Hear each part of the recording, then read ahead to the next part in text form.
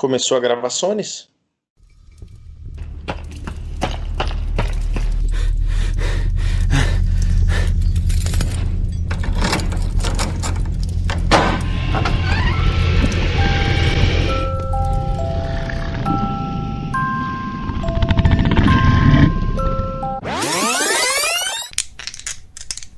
Seis, 5. Erro crítico.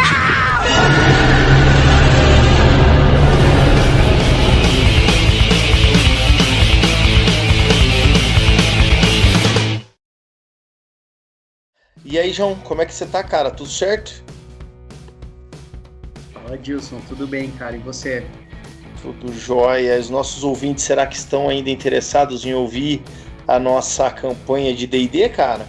Os nossos milhares de ouvintes ao redor do mundo? Ah, deve ter pelo menos uns 600 mil aí que tá interessado ainda. Pelo menos uns 600 mil. Ah, pelo menos, chutando baixo. Tá certo. Então vamos continuar contando a nossa historinha aí, já que desses 600 mil não vamos deixar esses caras na mão, né?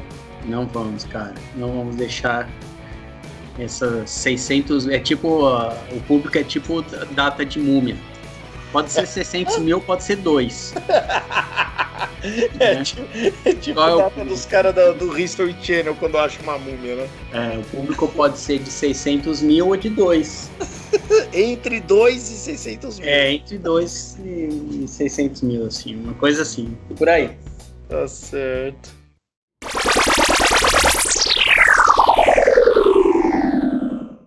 Então, só pra gente recapitular, a gente tá contando uma história aí de um grupo de aventureiros que lutou muito para chegar onde chegou, né? Na verdade, o grupo hoje, né, no pé que tá a história, ele já passou por algumas mudanças, né? Porque alguns personagens já haviam morrido. Mas, de uma maneira geral, a ideia desse grupo, o grande objetivo desse grupo, é tentar recuperar a independência de um reino, né? Um reino que no passado entrou numa guerra sangrenta com o reino ao sul. Essa guerra durou mais do que deveria. O reino dos personagens que eles achavam que iriam ganhar fácil essa guerra, eles começaram a perder essa guerra, e essa guerra ficou sangrenta demais, custou vidas demais, ao ponto que o reino já não conseguia mais resolver o problema sozinho. E aí um outro reino aliado a esse, um reino que fica mais ao norte desse reino, ofereceu ajuda, né, e disse assim, olha, eu vou salvar vocês da guerra. Vocês não vão perder para os caras do sul. Porém, vocês se anexam a mim, né? E dando aí nome aos bois, a gente está falando o reino do grupo, né? O reino do jogo ali que vocês defendem, é o reino de Nita, né?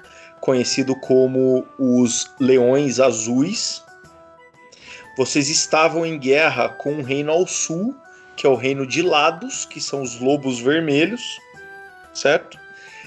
E quem auxiliou vocês é um reino mais ao norte de vocês, que é o reino de Titânia, conhecido como os Falcões Brancos. Exatamente. Né? No final dessa guerra, os Falcões Brancos anexaram vocês, houve uma paz em relação ao Reino do Sul, e a vida seguiu. Né? Antes do Game of Thrones, a gente já tinha esses negócios aí, mano. Exatamente. Isso aqui a gente jogou há mais de 10 anos atrás. Então, assim, cara, estamos muito à frente de Game of Thrones. Muito à frente do Martin. Tá devendo royalties. Pois é. Pois bem, e o que acontece no nosso último episódio é uma coisa bastante interessante que acabou mudando um pouco aí a ideia, ou pelo menos atualizando os planos a curto prazo do grupo, né? A gente está falando aí em tempos de história, já havia se passado aí mais de um ano, né, cara, que o grupo original já tinha se juntado. Esse grupo estava tratando do que a guerra deixou para trás, e essa guerra tinha começado há mais de 5 anos, né, e tinha terminado há 2 anos. Então, imagina o seguinte, o grupo começou 6 meses depois que a guerra acabou, né? A guerra durou aí quase 4 anos, ou quase 5 anos de guerra, e quando ela acabou, 6 meses depois começa a nossa campanha, né? E uma das coisas que havia sido dito na história desse reino é que o mago do castelo, o mago do reino, o principal mago ali, o principal arcano de Nita, conhecido como Benion, ele havia sido morto na guerra, né? Antes do acordo, antes de se anexar, de Titânia anexar o reino de Nita e tal, o Benion morreu tentando ainda ganhar a guerra com Lados.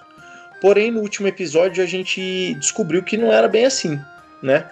A gente descobriu, na verdade, que o Benion poderia estar vivo, porque os elfos, para quem o Shark trabalhava, Shark, vamos lembrar, é aquele guerreiro que inclusive era o seu personagem, né, João? Isso. Ele trabalhava ali, ele existia para atender ali aos interesses de um grupo de elfos que estavam distantes desse jogo político, de saber se a Brigada do Amanhã iria conseguir recuperar a independência do reino de Nita e tal, e eles resolveram saber um pouco mais de perto. Então eles contrataram ali um mercenário, que era o Shark, e pediram para que o Shark ali ficasse perto do grupo e contasse para eles o que estava acontecendo, né? E depois que o Shark... Porque eles eram amigos, né, do Ulisses, né? Exatamente. Esses elfos. Porém, eles queriam, né? Eles não eram também, assim, digamos assim, a favor do que tinha acontecido, né? Do como seguiu ali o desfecho da guerra, o que aconteceu, a criação da nova Titânia, né? Uhum. Porém, eles não queriam se envolver, digamos, diretamente, né? E aí eles contratam o Shark para fazer parte do grupo, para ajudar, não fazer parte do grupo, mas para entender o que estava acontecendo, né, no reino e ver o que tá rolando para seria mais ou menos assim, olha, ajuda no que der, né? E assim, se não der para ajudar, pelo menos conta pra gente o que tá acontecendo, para entender se há alguma coisa que de alguma maneira vai respingar no reino élfico. Né? Porque o reino élfico ele não reconhece as mesmas fronteiras de reinos dos humanos, né? Então ele está espalhado ali entre Titânia, entre Nita, entre Lados e etc. Mas assim, os elfos não estavam participando dessa intriga humana de vamos recuperar, não vamos depor o rei, descobrimos que o rei tinha um filho e etc. Então o Shark acaba sendo uma maneira dos elfos estarem próximos a isso sem se envolver diretamente, né? Exatamente. Legal. E aí no retorno mal recebido, digamos assim, do Shark pelos elfos, né? Eles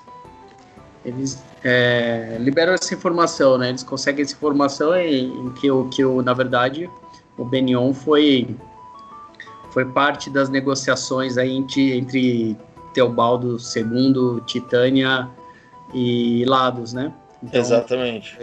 Para a gente alcançar a paz, uhum. Foi a entrega do mago do castelo, o mago do reino, né? O maior, como você já disse, o maior clérigo do reino foi entregue para Lados.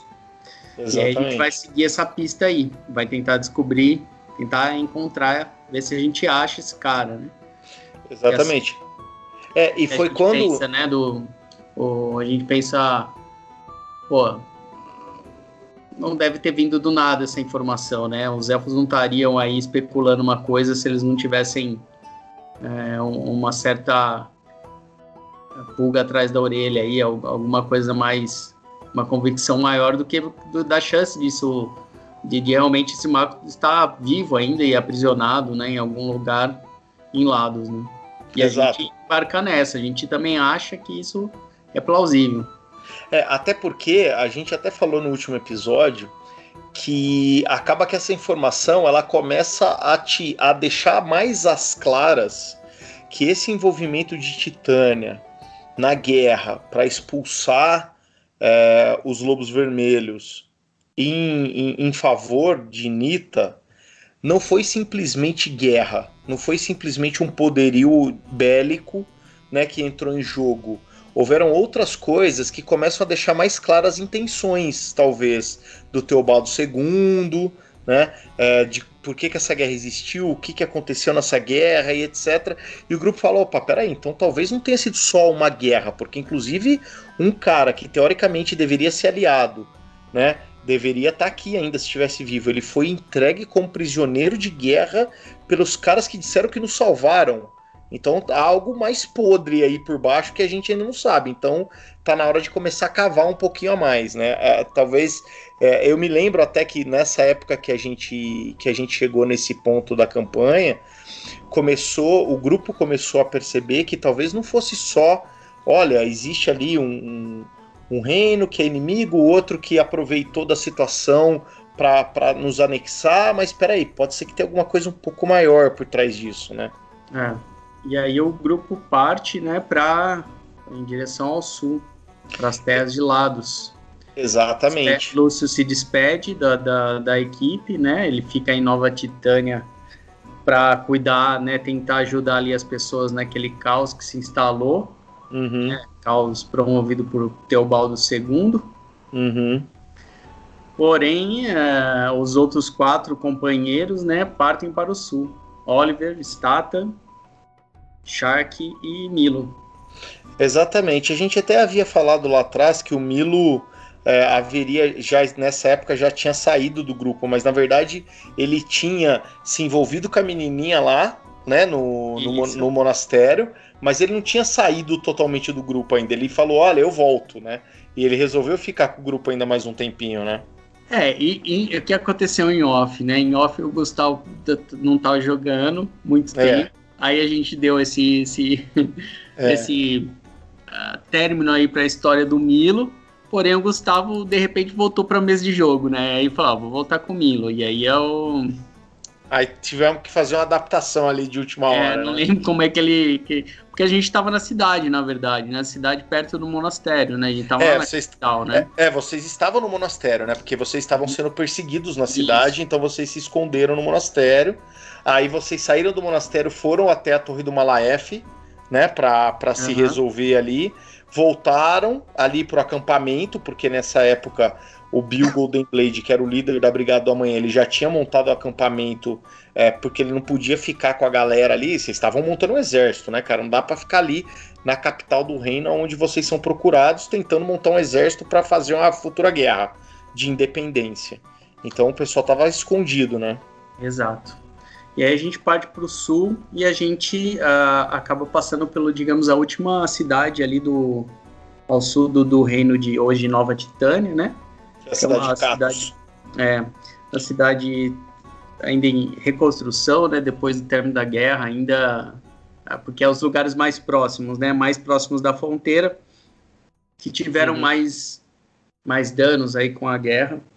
E ainda depois de 2 anos ainda com sinais de destruição, né, de reconstrução, vivendo ali de pouco comércio, né, ainda a cidade se erguendo, assim, provavelmente após 2 anos do término da guerra, das poucas cidades aí, das cidades mais ao sul de Nova Titânia se reconstruindo, né?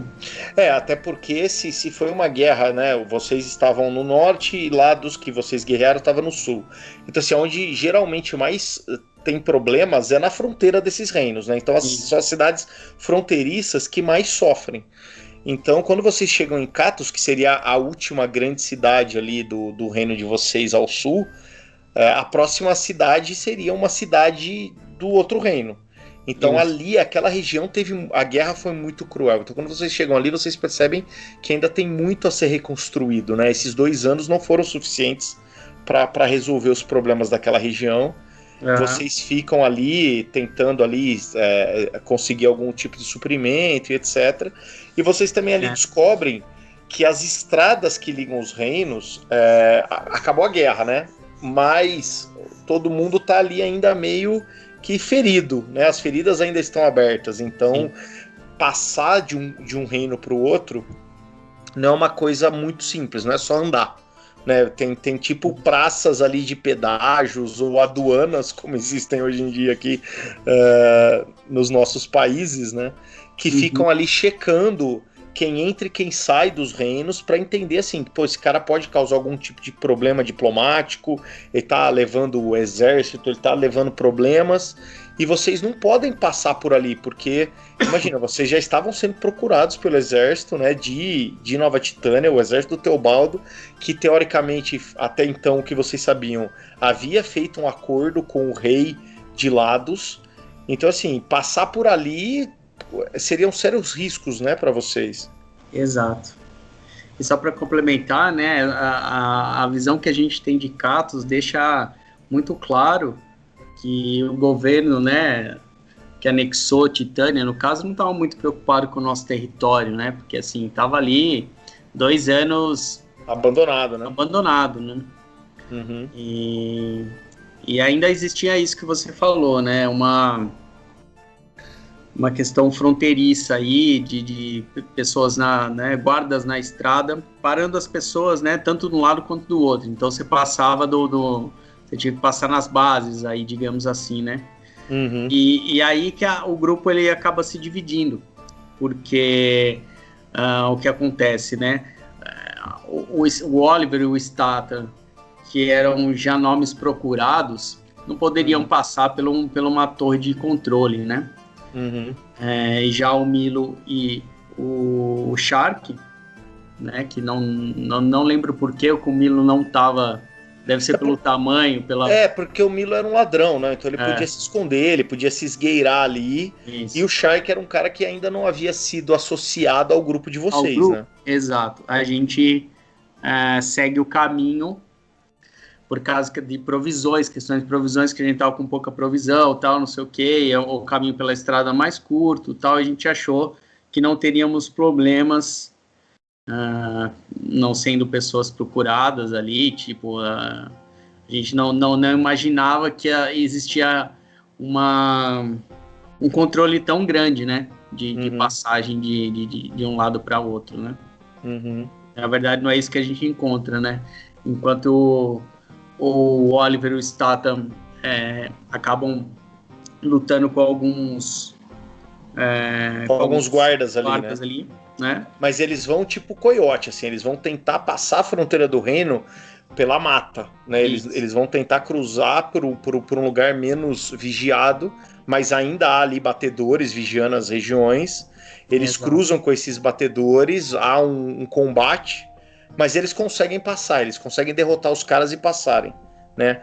Agora, o Milo e o Shark, que estão indo pela estrada, não conseguem ali levar na lábia, né? Eles passam pelo posto de controle, não conseguem levar na lábia, são questionados, os caras falam, meu amigo, vocês não vão entrar, pode voltar aí para a terra de vocês, porque eu não consigo validar o que vocês querem fazer em Lados. E aí vocês resolvem tentar passar na marra, né? Isso. E aí, problema. Aí, problema, né, cara? Como a gente disse uns episódios atrás, não era o meu último personagem. Exatamente. Você não acabou a campanha com esse personagem. Exato. E no combate, o Shark acaba morrendo lá na torre no posto de controle, né? No posto de controle, né? E o Milo consegue escapar, né? Usando aí a furtividade do Ladino, toda a perícia do Ladino, e o Milo, por ser um Halfling, né, já ajuda, né, tem em off tem os bônus aí, tudo mais de planilha, ele consegue fugir e se encontrar com o Oliver Statham. E o Shark jaz na vigia ali de Lados. Na ponte da amizade do Paraguai ali. Na amizade ali. Eu não lembro que exatamente que aconteceu, se a gente foi mal nos dados, se os caras realmente estavam... Não, eu não lembro exatamente como foi o combate, porque faz tempo, mas eu lembro que vocês tentaram convencer os caras, meio que na lábia ali, no roleplay, né, não passaram bem nos dados, e aí os caras falaram, não, volta, e aí vocês falaram, não dá pra voltar, velho. Vamos derrubar esses caras. E aí o combate não foi como esperado, né? Não foi como esperado, porque tinha os caras numas torres, né? Acho que os caras atirando de besta, se eu não me engano. Porque, assim, os caras estavam lá, né, cara, numa pequena base ali, né, então, assim, tinha gente em cima dos muros, atirando de besta, não teve muita chance, né, na verdade, eu acho, no combate, né. Eram vários homens contra eu e o Milo, os caras escondidos, vários ataques, e acabou que a gente não alcançava os caras, né, tipo, o cara em cima do muro fica difícil, guerra. Se você vai invadir uns muros aí, você tem que ter umas estratégias, né? Bastante gente e tal. E aí o Shark fica por ali mesmo. Mas os aventureiros conseguem pela mata, o Milo consegue encontrá-los e eles passam pro lado de Lados. E vão até a primeira cidade ali de Lados também na fronteira, né? Qual que era o nome da cidade, cara? Você tem aí? Do que? A cidade que do outro lado? A primeira cidade quando a gente... Avaz. Isso. E aí, cara... aí acho que tem um choque de cultura, né? Toda a parte da mudança, a gente começa a mudar ali o...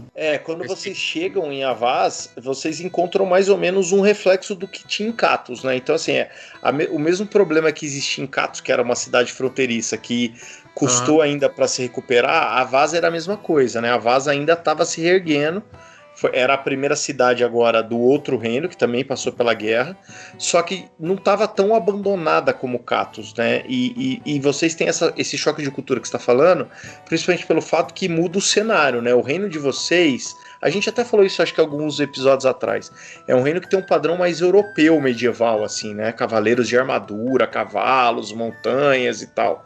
E o reino de Lados é um reino meio ágrabo, assim, né? Meio Aladim. É uma coisa meio... São desertos, né? Caras de cimitarra e mulheres com véus e sheiks com turbantes e coisas do tipo. E vocês percebem isso em Avaz, tanto que uma das coisas que vocês precisam fazer ali para não chamar tanta atenção é comprar roupas, né? Da região para tentar ali chamar o menos atenção possível, né? Exatamente. E lá, cara, um novo aventureiro se junta ao grupo. Ele não é meu personagem, não tava voltando. Acho que era o Bruno, né? Era o Bruno. Era o Bruno. Oscar. Era o Oscar, exato. O Bruno quis jogar, né? Na época ele entrou. O Bruno é irmão do Gustavo, que jogava com o Milo, né? Ele já estava em São Paulo com a gente nessa época, né? Morava com a gente. Morava comigo, no caso. E aí ele resolveu jogar para ver como é que era e tal, criou um anão, um anão paladino de Moradin, e tinha mais ou menos um prelúdio assim, ele era da mesma maneira que a gente acabou de falar aí, que os elfos não estavam de alguma maneira diretamente preocupados ou ligados com esse movimento separatista, os anões também não, mas aí nesse caso o prelúdio do Oscar era o seguinte, os anões ali de Nova Titânia, que era a antiga Nita, eles queriam ajudar a Brigada do Amanhã. A ideia da Brigada do Amanhã desse grupo separatista já tinha chegado no Reino Anão, e eles pegaram ali um guerreiro deles, um paladino, um herói, e falou, cara, vai ajudar os caras. Assim, realmente o que aconteceu nessa guerra, e essa anexação ali por parte do Teobaldo II e tal, não foi uma coisa simplesmente de guerra, não foi uma coisa só bélica, né? Teve muita sacanagem. Então ajuda os caras porque essa luta deles é justa, né? Essa luta por independência é algo justo. E o Oscar, ele aparece ali com vocês vocês encontram eles na primeira estalagem que vocês ficam ali em Avaz, né? A famosa Camelos Preguiçosos. Camelos Preguiçosos, exato. E aí vocês encontram esse cara, e esse cara fala, olha, eu fui mandado pelos anões, eu tô aqui para ajudar vocês. E ele traz uma informação importante, ele fala, cara, a guerra não é bem assim, os anões sabem de algumas coisas e eu vim aqui para contar isso para vocês. Não tem a ver só com o fato do Ulisses ter querido, por algum motivo, enfrentar os Lobos Vermelhos e ir por uma guerra ali, por uma disputa de território, ou para mostrar quem é melhor do que quer, né? O Ulisses tinha um plano, né? Ele queria alguma coisa que ele descobriu que existia dentro de Lados. E ele fez toda uma guerra para poder justificar a busca por essa coisa. E aí ele conta pra gente que tem, desde o princípio, tem um acordo, né? Ali que os grandes reis, os grandes mestres ali, os anciões de cada reino, eles conhecem que existe um item, né? Esse item. Que o Teobaldo ali, que foi a grande influência para Ulisses começar a guerra, né? Isso, na verdade o que acontece, a sacada ali que vocês descobrem, basicamente é o seguinte: existe um item super poderoso que fica há gerações e gerações em poder da família real de Lados. E a existência desse item é um segredo muito fodido da nobreza de Lados. Né? E os humanos ali da família real, que ficam em Califate, que é a capital de Lados, eles cuidam disso e ninguém sabe desse item, a não ser a família real e os caras muito próximos ali da nobreza de Califate. E essa informação chegou no ouvido do Ulisses, quando Ulisses ainda era vivo, antes da guerra. Né? E o Ulisses se convenceu que ele queria esse item para ele. Ele queria tirar isso da mão dos Lobos Vermelhos e trazer, né, para dentro do coisa. E aí vocês descobriram várias coisas. Vocês descobriram que, na verdade, o Ulisses ele tentou pegar esse item de algumas maneiras sem fazer uma guerra. Né? Ele mandou espiões, ele mandou grupos de aventureiros no passado, mas todos eles fracassaram. Né? E aí ele falou, cara, eu quero muito esse item. Então, assim, se desse jeito não deu, então é guerra com esses caras que eu vou fazer para poder botar a mão nisso aí. Exatamente. Né? Mas o Oscar disse para vocês que não foi só o Ulisses que teve essa ideia sozinho. Na verdade, a coisa foi um pouco mais complicada, né? O Teobaldo II que de alguma maneira influenciou o Ulisses a fazer essa guerra. Né, e convencer que essa guerra seria algo muito simples de ser resolvida. Cara, vai lá, você consegue derrubar esses caras são fracos, você quer o item, toca pau, pega pra você e etc.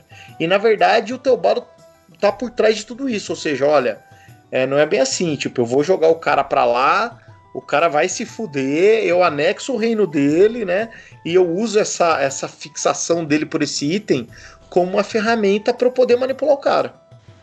Exatamente. Né? E dá certo, né? Até então o plano dele deu super certo, porque foi exatamente o que aconteceu, né? Nita sucumbe a Lados, e aí, como tem a aproximação do Ulisses com o Teobaldo deve ter ali, velho, vou te ajudar, sou seu amigo, vou te ajudar, né? Vai lá, pega lá e tal. Exato. Bom, então aí o Oscar, ele se junta ao grupo. Conta tudo isso, E traz essa informação importante pra gente. E um outro personagem se junta ao grupo. Exato. Aí é o meu novo personagem. O 1000º personagem do João, da campanha. Esse é o quarto, né? É o quarto personagem. Exato. Depois de Arame, depois do Ivérios, o Shark e agora o Nanco. Exatamente. Nanco, paladino, enviado pelo Bilgon the Blade. Exatamente. O Nanco era na verdade um clérigo, né? Não é um paladino, um clérigo. É um clérigo. Que esteve nas guerras, né? Nas batalhas aí na guerra, ajudando as pessoas com a sua função de clérigo, batalhando ali no front. E aí ele é mandado pelo Bilgon the Blade aí para ajudar a companhia, né, o pessoal a descobrir onde está o paradeiro descobrir pistas aí o paradeiro de Benion. E aí o grupo tá fechado de novo, né? Então, vocês fazem isso, o grupo recompõe, né? Agora vocês, na verdade, crescem um membro, né? Porque vocês agora têm o paladino, que é o anão. Vocês têm você como clérigo, né? Já um Nanco como clérigo. Isso. O Oliver continua ali como monge do grupo. Vocês ainda têm o Statan, que é o outro guerreiro, né? E o Milo, que é um ladrão, que ainda nessa época fazia parte do grupo, né? E quando vocês estão ali, vocês ficam... O Oliver, né? E o Oliver, exato, o Oliver, que é o monge.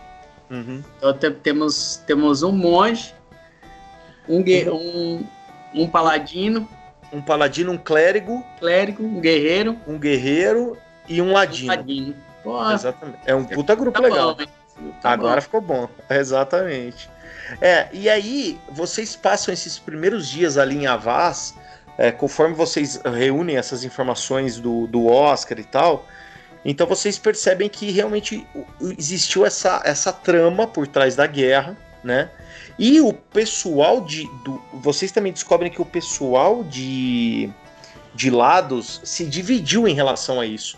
Porque, assim, esses anciões de Lados que cuidavam desse item, que sabiam desse item, existem ali alguns nomes, né? E eles são divididos em dois grupos, né? Então você tem os anciões, que é o Rupert, que é o rei, que é o humano, e o Fyr, que é o halfling, e o Willor, que é um druida.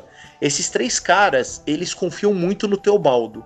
Eles entendem que, assim, quando o Teobaldo acabou com a guerra, entregou o Benion como parte do pagamento e tal, o Teobaldo é um cara legal, né? Agora existem outros anciões, que é o Dessar, que é o anão, o Dreadou, que é o gnomo, e o Qualfor, que é o elfo, que são outros anciões de Lados, esses caras já acham que não. Eles já veem o Teobaldo como um cara assim, cara, o Teobaldo enganou Ulisses para fazer guerra com a gente. Aqui, fizemos um acordo, acabamos com a guerra, mas assim que ele conseguir convencer o pessoal de Titânia que ele é um bom regente e realmente ter ali o apoio de todo mundo, ele vai ficar muito maior que a gente. E o próximo que ele vai ferrar é a gente. Ele vai vir para cima de Lados. Então, assim, vocês sabem que existe essa questão do item, existe essa questão do que gerou a guerra, e vocês sabem que os anciões de Lados, né, as grandes raças ou os grandes reinos dentro do reino de Lados, divididos ali por raça, eles têm visões distintas de quem é o Teobaldo II, quem são os Falcões Brancos. E aí a coisa fica bem complexa em termos de roleplay ali político, né? Pro lado do grupo, além de tudo que vocês têm que fazer, né? Exato, cara. É muito bom, cara. E eu acho que esse episódio chega, né?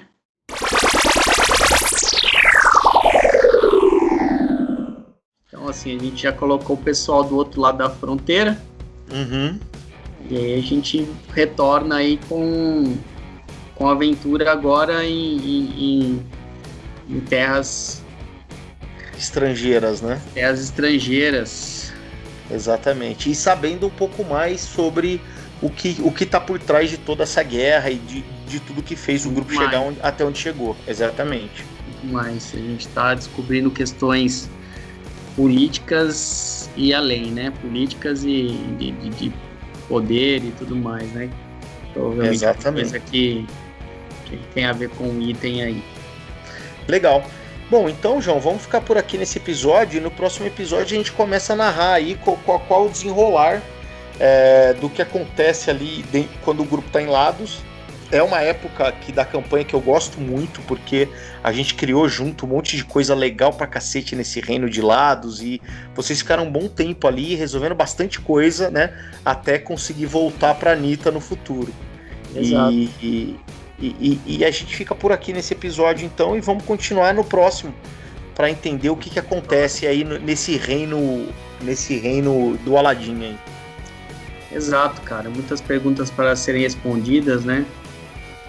O que está acontecendo, essa questão política, até onde vai essa ganância de Teobaldo, que item é esse?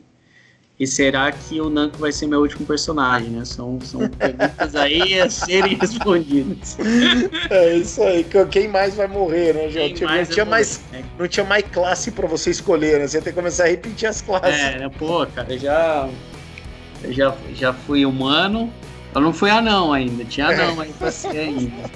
Mas ou meio humano, orc. elfo. Ou meio orc. É isso. Mano, elfo já tinha sido. Tinha que ter os halfling também. Então, mas tinha bastante. Mas classe já tinha ido guerreiro, mago, e aí agora é clérigo. Guerreiro e clérigo, né? É isso aí. Então tá bom. Beleza, bom, pessoal. Tranquilaço, João. Então vamos ficar aí por aqui por hoje. O pessoal aí pode consultar toda a nossa campanha, como que a gente chegou até aqui nos episódios anteriores. Está lá no nosso blog, errocritico.com.br. tem o material da campanha, tem as nossas redes sociais aí, é só procurar Erro Crítico Podcast, que vocês vão encontrar a gente no YouTube, vão encontrar a gente no Facebook, no Twitter e tudo mais. E no próximo episódio a gente continua aí. Ah, e a gente tá no Spotify também, né? Estamos no Spotify, estamos no YouTube. Aliás, se você estiver no YouTube, dá o like, dá o sininho. É isso aí. Toca o sininho aí. Se inscreve no canal, se você não é inscrito, espalha aí pros brothers. É isso gosta aí. de um RPG. Comenta aí, fala se tá bom, se tá ruim. Nós temos o Facebook, tem o Twitter, tem o Instagram, tem tudo aí, mano. Tem tudo isso aí. A gente não movimenta, a gente não tá lá, a gente não lê, mas tem. Não prometemos grandes atualizações, mas de vez em quando a gente aparece aí pra responder uma galera, pra trocar uma ideia, ouvir o que tá acontecendo, coloca um conteúdo por aí. É isso aí. Mas é isso, cara. Então, beleza, João. Então, até a próxima, cara. Valeu, pessoal. Valeu, galera. Tchau, tchau.